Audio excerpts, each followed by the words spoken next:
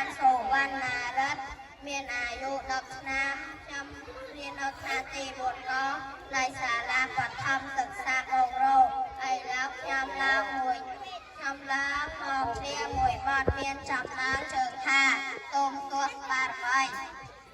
សូមទស្សបារមីថាដល់ដី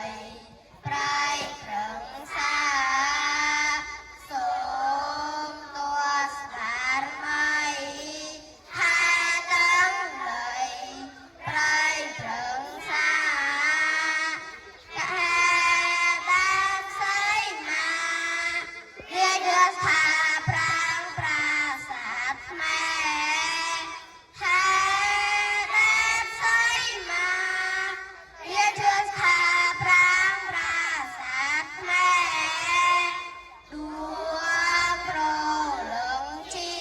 តិស្មាងអិនភ្លៀនមិនបែកបែកដួងប្រលឹងជាតិស្មាងអិនភ្លៀនមិនបែ